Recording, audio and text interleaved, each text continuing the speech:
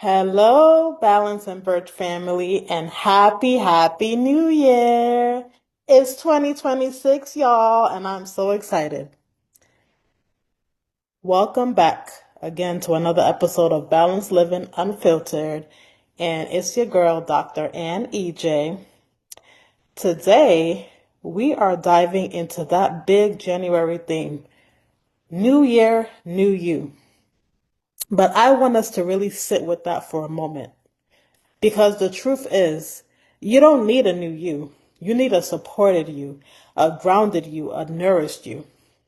And this conversation is coming straight from my heart. I'm going to be pouring out everything, all my lessons and lessons learned and everything that I've experienced when I try to make these New Year's resolutions. So this is going to be kind of a really wholesome episode where I'm going to be giving a lot of myself and hoping you guys will gain a lot from this. So for many years, I started my Januaries personally, and I'm pretty sure a lot of you can relate to this, but with a lot of pressure. I felt the pressure that I had to transform everything, the pressure that I had to be perfect, the pressure that I had to do the absolute most. And that probably comes from me kind of being a type A, that first child syndrome, being the only girl, oh no, all of the worst, immigrant, first generation, all of it. So that pressure gets to me. Like every year I'm like, okay, this is a chance. I have to do it this way. I have to do that. I have to do it very regimented, very routine based. But this year, and honestly last year, things really began to shift for me. Well, I wouldn't say last year, but more so this year, things began to shift as I really spent more time introspecting and really just thinking, about where I am and what I want for myself. So, today's episode is all about giving yourselves permission to start your year differently, softer, more aligned, more intentional, and more connected to who you already are and who you are becoming. So let's be real, y'all.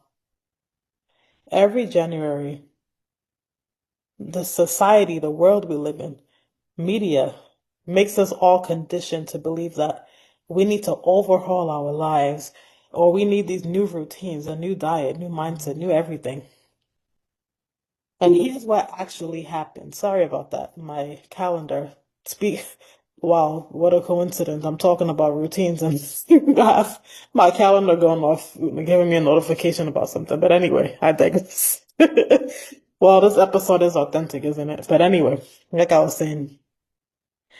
So, where did I leave off? Yeah, so we have these expectations to overhaul everything, make everything all new and shiny, right? And here's what actually happens. We create these huge lists of goals that look good on paper, but don't match our actual real lives. We continually chase perfection instead of consistency. We start off sprinting and then wondering why we're feeling exhausted by week 2.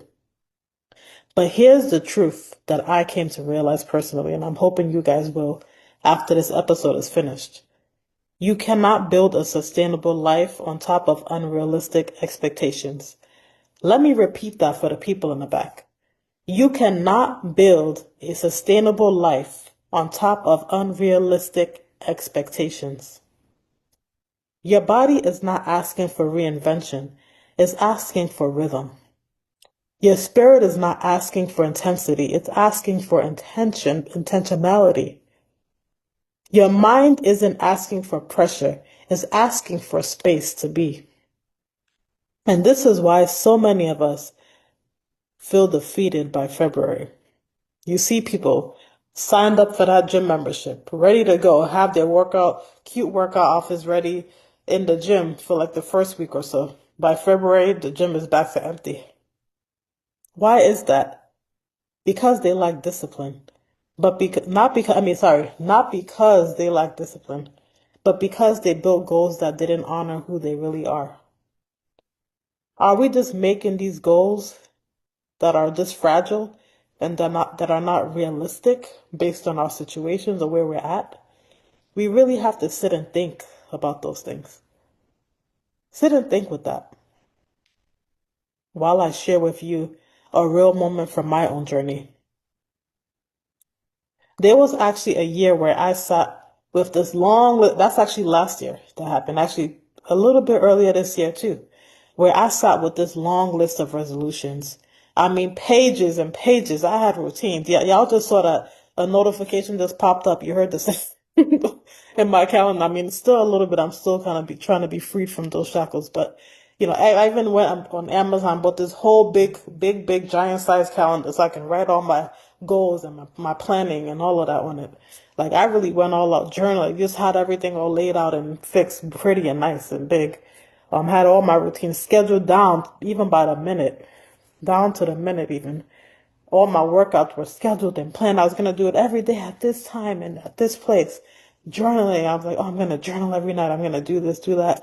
Meal prepping, I still do a little bit, but not as frantically organized as I used to be. These bedtime routines are good, but be realistic again. It's about being in the moment, sitting where you're at, and all these great things, right? But none of it considered my emotional capacity, my time, my energy, or what season of life I was in. You have to really be realistic with that. After 2 weeks, guess what? I felt overwhelmed. Not because I wasn't trying, but because I was not aligned. Yeah, heard me. I was not aligned, not because I wasn't trying. So I sat down and asked myself some uncomfortable but necessary questions. And who are you doing all this for? Is this coming from desire or pressure? What would support you instead of drain you? Those are some really good questions, y'all. And then something unlocked for me. I realized I didn't need to reshape myself. I just needed to realign myself. I didn't need a stricter routine. I just needed a supportive foundation. I didn't need more rules. I just needed more grace. So instead of creating these long resolutions, these large, gigantic resolutions, you forget by February most times. I encourage you to build your year around three main pillars. Think of them like anchors that guide your decisions. Let me give you an example. Pillar one can be wellness. Maybe you want more energy, maybe better sleep, less inflammation, or hormones balanced. Make that your first pillar. Your second pillar can be peace. Maybe this year is about protecting your mental space, setting boundaries, or slowing down. Pillar three can be purpose. Maybe it's about growing your business or your brand, getting clear on your calling, or using your gifts more intentionally. When your pillars are clear, everything else becomes easier. That's another nugget right there. Write that down. When your pillars are clear, everything else becomes easier. You stop asking, what should I do? And you start asking, does this align with the life I'm creating? With all of that being said, I want to share what I personally chose last year because it was a game changer for me. Actually, no, not last year. It was like mid this year. Last year I was still kind of, in my strict routine-based phase. But yeah, about middle of this year when I really started to get clarity on things. I didn't want to overwhelm myself with my 20 long goals. I wanted to really anchor myself in rituals that supported my wellness, my peace, my purpose. So I chose three simple commitments. The first one was move daily. I challenged myself. I said, I'm going to move daily. Make that, really intentional. Make it part of my routine. So it didn't have to necessarily be a workout. Some days I walked. I actually spent a lot of time when the weather was warmer, really walking at a park nearby. I always aim for like 10,000 steps and I really, was good with it for a bit. So I did that and spending time in nature. If you didn't know, actually research shows that it actually helps with some stress and mental health issues as well sometimes. Obviously paired with a mental health plan from your practitioner, but in general, it tends to kind of help bring down stress. Some days it was stretching. I did a lot of stretching. I did this sometimes before I went off on my walks or even while I was at the park. And some days I just spend time dancing around my house to some of my favorite music, which happens to be Afrobeats, by the way. I'll just turn on YouTube, play a nice playlist, have a playlist in the background, just dance, just enjoy myself, be free, and I just feel so good. I didn't even know how much time I spent. I didn't even put a time limit on it. I just did it. And I sometimes spend hours doing it. No, not hours, but let's say like an hour doing it. And what mattered was honoring my body with movement, not intensity in those moments. The second thing I committed to was taking charge of my mornings and commanding my day. This one was very powerful for me because my mornings really set the tone for how my day was going to be. I stopped waking up reacting to texts, emails, demands, all type of stuff. And I started waking up with more intention. I started praying more, making sure I spend time really deep in prayer.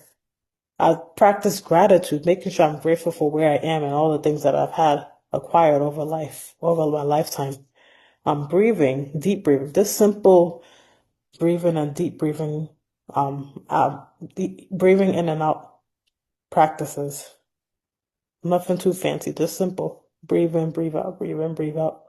And I also just spend time in stillness and quietness. I'm just thinking about it like, wow, how much it changed me. Even 5 to 10 minutes of this presence really just shifted my entire day. I always felt the difference whenever I didn't do these things, how my day was. It really made a huge difference for me personally. Everybody got to find what works for them, but for me personally, it made a huge difference. So my third commitment was I said I was going to cook at home at least 3 nights a week. Not complicated meals, not fancy recipes. I just made real wholesome foods that I prepared with mindfulness. And that cooking actually grounded me. It became very therapeutic for me. I looked forward to cooking.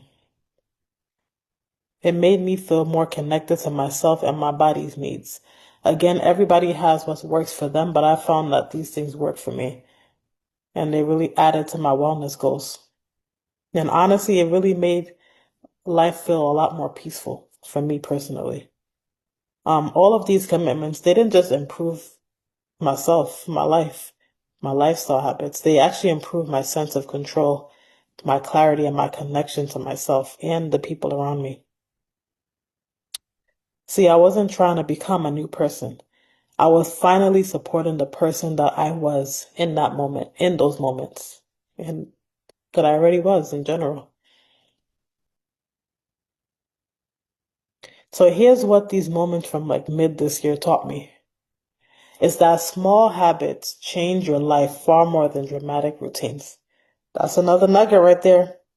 Small habits change your life far more than dramatic routines.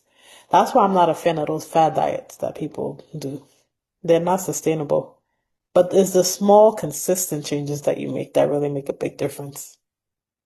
We think transformation is this big, loud, intense thing. But true transformation is quiet, is subtle, is consistent. It happens when you pause before reacting. When you walk for at least 10 minutes. I keep saying 10 minutes because that's, the amount of time that it takes like to get a baseline of something instead of just scrolling through social media perhaps. Or when you choose water before coffee. Well, not that coffee is bad. Coffee is not too bad, but yeah. Anyway, besides the point. Or when you choose to say no to things that drain you. And that includes people. I gotta pivot and say people. Let's make that capital, people. Because believe that, y'all know some people drain you. And there are some people that you keep saying yes to that are draining you, draining your energy, sucking the life out of you.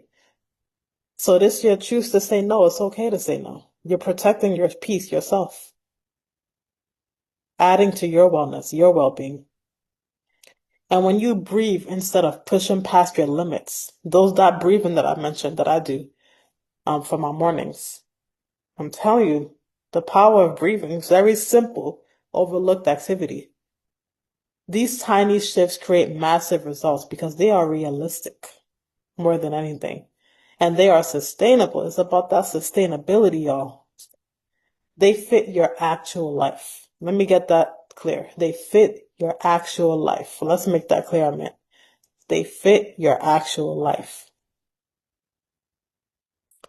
And let me say this again real clear. You are allowed to be human this year. You are allowed to miss days. You are allowed to fall out of routine. You are allowed to rest. You are allowed to pivot. You are allowed not to be perfect. Don't everybody, I know I hate that saying, oh, strive for perfection. No, that's not realistic, y'all. That's not realistic. Strive to be you, a better version of you each day. Grace is part of the process. Healing is part of the process. Returning to those pillars that I mentioned in the beginning is part of the process. Every time you come back to yourself, you strengthen a new pattern. You create a new relationship with discipline, one rooted in compassion and not punishment. Don't punish yourself. Don't punish yourself. It's not worth it.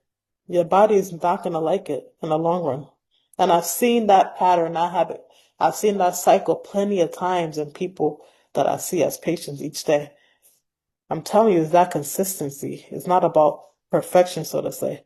Don't punish yourselves. Don't do it. I hope that was helpful. I hope that was impactful. And I hope this is a good way to start off your new year, y'all. So I just want to thank all of you so much for joining me today, listening to this episode in the Balanced Living Unfiltered podcast. And my hope is that this episode gives you permission to embrace the year with softness, that soft life, clarity, and intention. Remember your pillars. Remember your small habits. Remember the commitments that truly support who you are becoming, who you are. And remember, you don't need a new you. You need a supported you. If this episode blessed you or inspired you, please share with someone who needs a more realistic, grounded start to their year. And as always, thank you for being a part of the Balance and Birch community. See you in a future episode. Bye.